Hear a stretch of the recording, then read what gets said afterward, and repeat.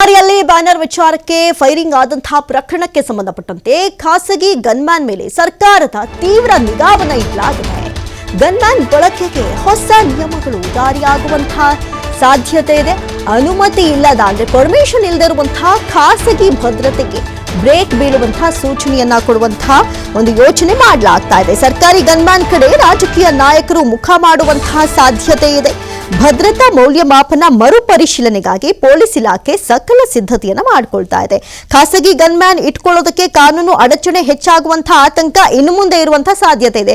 ಯಾಕಂತ ಹೇಳಿದ್ರೆ ಬೇಕಾಬಿಟ್ಟಿ ಅನುಮತಿ ಕೊಟ್ರೆ ಏನೆಲ್ಲ ಆಗತ್ತೆ, ಅಮಾಯಕರ ಜೀವ ಹೇಗೆ ಬಲಿಯಾಗತ್ತೆ ಅನ್ನುವಂತಹದನ್ನ ನಾವೀಗ ಕಳೆದ 3-4 ದಿನಗಳಿಂದ ಗಮನಿಸ್ತಾ ಇದ್ದೀವಿ. ಇನ್ನು ರಾಜಕೀಯ ನಾಯಕರಲ್ಲಿ ಭದ್ರತೆ ಕುರಿತಂತಹ ಚಿಂತೆ ಹೆಚ್ಚಳವಾಗ್ತಾ ಇದೆ. ಸಾರ್ವಜನಿಕ ಶಾಂತಿ ಮತ್ತು ಕಾನೂನು ಸುವ್ಯವಸ್ಥೆಗೆ ಸರ್ಕಾರ ಆದ್ಯತೆ ಕೊಡೋದಕ್ಕೆ ಯೋಚನೆ ಮಾಡ್ತಾ ಇದೆ.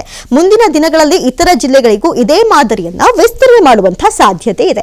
ಯಾಕಂತ ಹೇಳಿದ್ರೆ ಲೈಸೆನ್ಸ್ ಇದ್ದವರು ಯೂಸ್ ಮಾಡ್ತಿದ್ದಾರೆ, ಇಲ್ಲದೆ ಇರೋರು ಯೂಸ್ ಮಾಡ್ತಾ ಇದ್ದಾರೆ.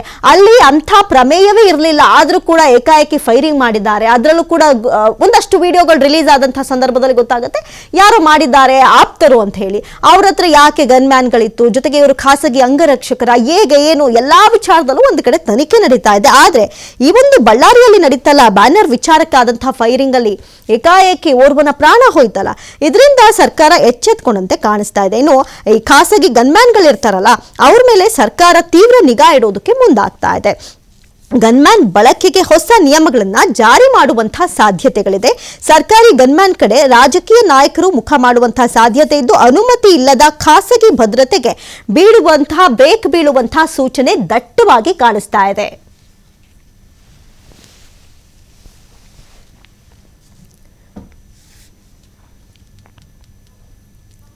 ಈ ಬಗ್ಗೆ ಹೆಚ್ಚಿನ ಡೀಟೇಲ್ಸ್ ಅನ್ನ ಕೊಡ್ತಾರೆ. ನೇರ ಸಂಪರ್ಕದಲ್ಲಿ ಸಿದ್ದು ಜಾಯಿನ್ ಆಗಿದ್ದಾರೆ. ಎಸ್ ಸಿದ್ದು, ಒಂದು ಕಡೆ ಬೇಕಾಬಿಟ್ಟಿಯಾಗಿ ಬಳಸ್ಬಿಟ್ರ ಗನ್ಮ್ಯಾನ್ಗಳು ಅನ್ನುವಂತಹ ಒಂದು ಪ್ರಶ್ನೆ ಮೂಡುತ್ತೆ. ಯಾಕಂತ ಹೇಳಿದ್ರೆ ಇಲ್ಲಿ ಹೋಗಿದ್ದು ಅಮಾಯಕ ಜೀವ.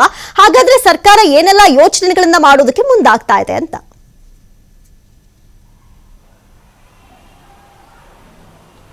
ಖಂಡಿತವಾಗ್ಲೂ ಅಮೃತ, ಒಂದು ಘಟನೆ ಬ್ಯಾನರ್ ಹಾಕೋ ವಿಚಾರಕ್ಕೆ ಈ ರೀತಿ ಗಲಾಟೆ ಆಗಿ ಒಬ್ಬ ಕಾಂಗ್ರೆಸ್ ಕಾರ್ಯಕರ್ತನ ಸಾವಾಗತ್ತೆ ಅನ್ನುವಂಥದ್ದು ಬಹಳಷ್ಟು ದೊಡ್ಡ ಚರ್ಚೆ ಕೂಡ ಆಗ್ತಾ ಇದೆ.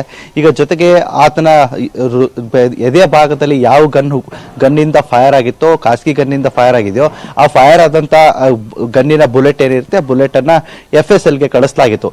FSL ಕಳಿಸಲಾದಂತ ಸಂದರ್ಭದಲ್ಲಿ ಕೆಲವೊಂದಿಷ್ಟು ಅಲ್ಲಿ ಮಾಹಿತಿ ಕೂಡ ಲಭ್ಯವಾಗಿದೆ. ಈಗ ಪೊಲೀಸರ ಮಾಹಿತಿಯ ಮೇರೆಗೆ ನೋಡೋದಾದ್ರೆ 12 mm ಅದು ಬುಲೆಟ್ ಆಗಿತ್ತು ಅನ್ನುವಂಥದ್ದು ಕೂಡ ತಿಳಿದು ಬಂದಿದೆ.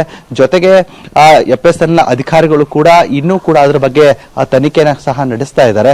ಇನ್ನು ಈ ತನಿಖೆಯಲ್ಲಿ ಯಾವ ರೀತಿ ಪ್ರಕರಣ ಇನ್ನು ಹೊರಗಡೆ ಬರುತ್ತೆ ಅಂತ ನೋಡ್ತಾ ಹೋದ್ರೆ, ಘಟನಾ ಸ್ಥಳಕ್ಕೆ ಬಂದಂತ ಪೊಲೀಸ್ ಅಧಿಕಾರಿಗಳು ಕೂಡ ಹೇಳಿರುವಂತದ್ದು ಯಾವುದೇ ರೀತಿಯಾಗಿ ಇದು ಸರ್ಕಾರಿ ಗನ್ಗಳಿಂದ ಬಂದಿರುವಂತದ್ದಲ್ಲ, ಖಾಸಗಿ ಗನ್ಮ್ಯಾನ್ಗಳಿಂದಾನೇ ಇದು ಹೊರಗಡೆ ಬಂದಿದೆ ಅನ್ನುವಂತ ಸ್ಪಷ್ಟನೆಯನ್ನ ಈಗ ಪೊಲೀಸ್ ಅಧಿಕಾರಿಗಳು ಕೂಡ ಕೊಟ್ಟಿದ್ರು.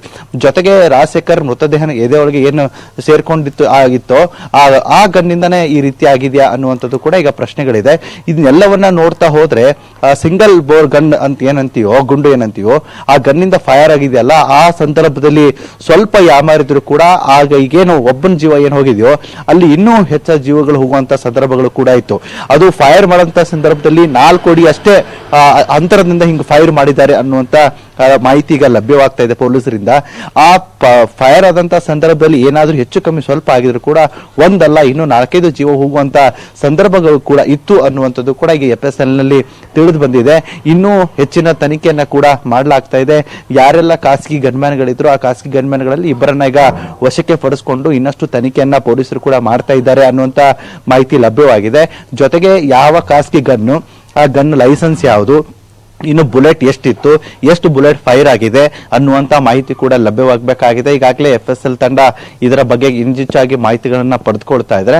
ಇದೆಲ್ಲ ಹೊರತುಪಡಿಸ್ತಾ ಹೋದ್ರೆ ಜೊತೆಗೆ ಈಗ ಖಾಸಗಿ ಗನ್ಮ್ಯಾನ್ಗಳನ್ನ ಅಂಗರಕ್ಷಕರಾಗಿ ಇಟ್ಕೋಬೇಕು ಬೇಡವೋ ಅನ್ನುವಂತ ಈ ಚರ್ಚೆಗಳು ಕೂಡ ಸಾಕಷ್ಟು ಆಗ್ತಾ ಇದೆ. ಜೊತೆಗೆ ಈಗ ಈ ಗಲಾಟೆ ಆದ ಬೆನ್ನಲ್ಲೇ ಸರ್ಕಾರ ಕೂಡ ಕೆಲವೊಂದಿಷ್ಟು ಭದ್ರತೆಗಾಗಿರ್ಬೋದು ಕೆಲವೊಂದಿಷ್ಟು ನಿಯಮಗಳನ್ನ ತರುವ ಸಾಧ್ಯತೆಗಳು ಕೂಡ ಇದೆ. ಯಾಕಂದ್ರೆ ಖಾಸಗಿ ಗನ್ಮ್ಯಾನ್ಗಳಿಗೆ ಗನ್ ಕೊಡೋದಾಗಿರ್ಬೋದು, ಅವ್ರು ಗನ್ ಕೊಟ್ಟಂತ ಸಂದರ್ಭದಲ್ಲಿ ಯಾವ ಸಂದರ್ಭದಲ್ಲಿ ಗನ್ನನ್ನು ಉಪಯೋಗಿಸಬೇಕು ಅನ್ನುವಂಥದ್ದನ್ನ ಮಾರ್ಗಸೂಚಿಗಳಾಗಿರ್ಬೋದು, ಕೆಲವೊಂದಿಷ್ಟು ಕಟ್ಟುನಿಟ್ಟನ್ನ ಈಗಾಗಲೇ ಸರ್ಕಾರ ಮಾಡುವ ಸಾಧ್ಯತೆಗಳು ಕೂಡ ಜಾಸ್ತಿ ಇದೆ ಅಂತಾನೆ ಹೇಳ್ಬೋದು. ಜೊತೆಗೆ ಈ ಗಲಾಟೆ ಎಲ್ಲಾ ಸಂದರ್ಭದನ್ನ ನೋಡ್ತಾ ಹೋದ್ರೆ ಈಗ ಜನಾರ್ದನ್ ರೆಡ್ಡಿ ಅವರು ಕೂಡ ಒಂದು ಮನವಿಯನ್ನ ಕೂಡ ಕೊಟ್ಟಿರುವಂತದ್ದು ಯಾವ ರೀತಿ ಅಂದ್ರೆ, ಮೊನ್ನೆ ನಡೆದಂತ ಗಲಾಟೆಯಲ್ಲಿ ನನಗೆ ಗ್ಯಾಸ್ ಬಾಂಬ್ ತಂದಿದ್ರು ಮತ್ತು ಒಂದಿಷ್ಟು ದೊಣ್ಣೆಗಳನ್ನ ತಂದಿದ್ರು, ಇಂಥ ಫೈರಿಂಗ್ ಎಲ್ಲ ಆಗ್ತಾ ಇದೆ, ನನ್ನ ಜೀವಕ್ಕೆ ಸಮಸ್ಯೆ ಇದೆ, ಹೀಗಾಗಿ ಕೇಂದ್ರ ಗೃಹ ಮಂತ್ರಿಗೆ ಏನಿದೆ ಅಮಿತ್ ಶಾ ಅವರಿಗೆ ಒಂದು ಕೂಡ ಮನವಿಯನ್ನ ಮಾಡ್ಕೊಂಡಿದ್ದಾರೆ, ನನಗೆ Z+ ಅಂತ ಅನ್ನುವಂಥ ಸೆಕ್ಯೂರಿಟಿಯನ್ನ ಕೊಡಿ, CRPF ಪೊಲೀಸರನ್ನ ಭದ್ರತೆಯನ್ನ ಒದಗಿಸಬೇಕು, ನನಗೆ ಮತ್ತೆ ನನ್ನ ಕುಟುಂಬಕ್ಕೆ ಸಮಸ್ಯೆ ಆಗುತ್ತೆ ಅನ್ನುವ ನಿಟ್ಟಿನಲ್ಲಿ ಒಂದು ಮನವಿಯನ್ನ ಪತ್ರ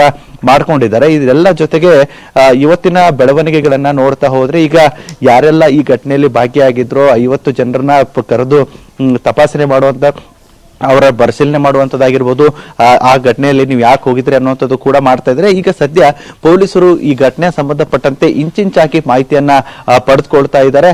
ಇನ್ನಷ್ಟು ತನಿಖೆಯನ್ನ ಪೊಲೀಸರಿಂದ ಹೊರಬರದಿದೆ. ಅಮೃತ. ಓಕೆ, ಧನ್ಯವಾದ